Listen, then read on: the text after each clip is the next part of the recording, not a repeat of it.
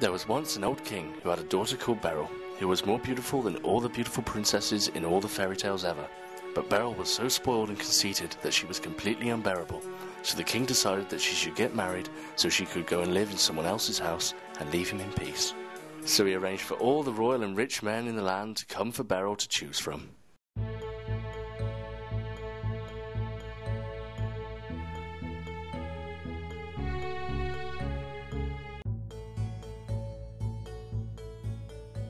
Oh, look at him. Such a big nose, you'd think he was an elephant. Oh no, that one's too thin, it'd slip down the plug hole. That one's too small, I'd trip over him and ruin my hairdo. He's too pale, he looks like he's dead. No, eyes too small. No, eyes too big. No eyes at all.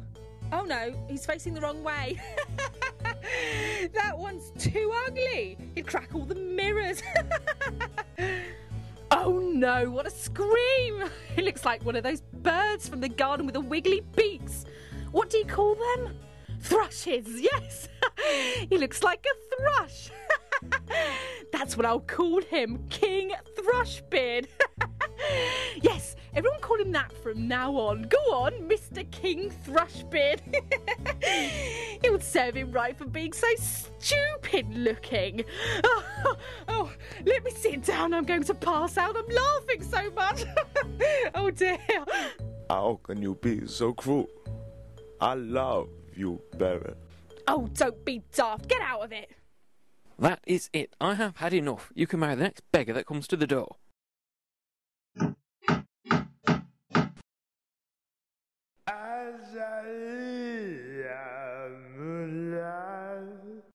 Oh, let him come in. I like a bit of music. Thank you very much. Your song has pleased me so much, I'll give you my daughter Beryl here to be your wife. That is enough. I said I'd give you the first beggar who come along, and I meant it. Off you go. So the beggar took Beryl's hand in his very dirty hand and led her out of the palace. She had to walk with him for miles and miles on foot. They walked past beautiful forests and towns full of happy, smiling people. Every time Beryl asked, How beautiful. Who does this belong to? the beggar would say, It belongs to King Thrushbeard. If you'd married him, it would have been yours. and Beryl replied, Oh no. Why didn't I marry King Thrushbeard? What's the matter? Aren't I good enough for you, darling? Well, of course you're not, you stinky, raggedy lump of Blair. But I'm stuck with you, aren't I? Then they walked past a very smelly drain. Oh, yuck. A very smelly drain. Let's walk past it quickly. What are you talking about? That's my house. Don't be stupid. Who lives in a drain? We do, darling. Not likely. Come on, me lovely sweetness. I'll show you around. The beggar tried to make her feel more at home by making her his favourite food, rat soup. Here you are. Hope you like it, dear. Yuck! Oh, dear.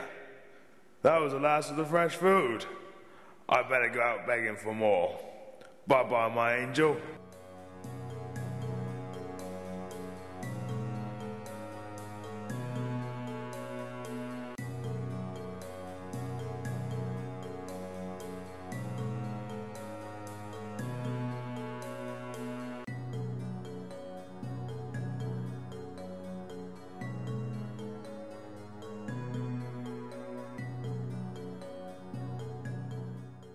Guess what I found, my darling?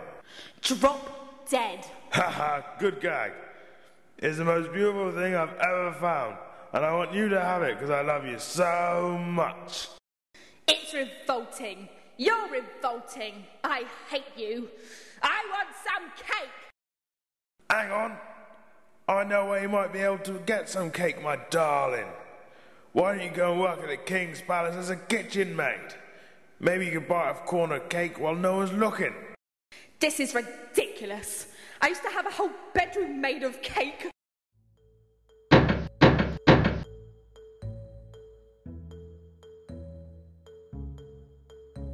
What do you want, beggar woman? A job, please. Near the cakes.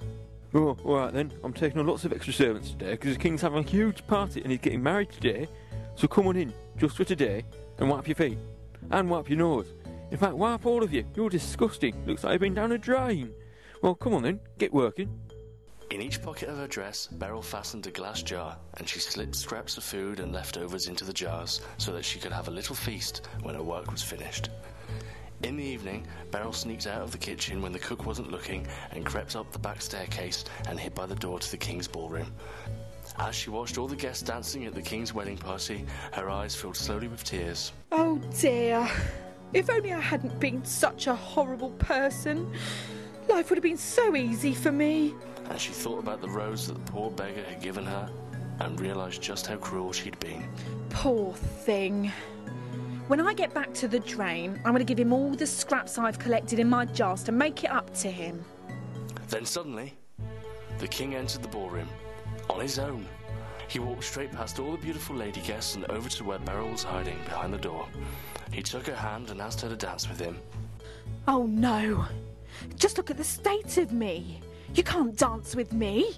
She looked up in horror to see that it was King Thrushbeard. Oh no. Let me go. Beryl, I am king now, but I am also the beggar who's been living with you in the dway. Watch. Hello, baby, it's me again. See, I can do that because I love you so much. I disguised myself as a disgusting man. I had to do those things to stop you being so cruel to people. I know. I was pretty horrible. But I'm not like that now. I know you're not. I love you. You have such a beautiful eyes. Such beautiful name. You know what Beryl means in Italian? It means wipe your nose on the carpet. But hey, I still love you. Then the maids-in-waiting came and put the most splendid wedding dress on Beryl, and her father came with his whole court to see her get happily married to King Thrushbeard, and the wedding was the most wonderful the world had ever seen.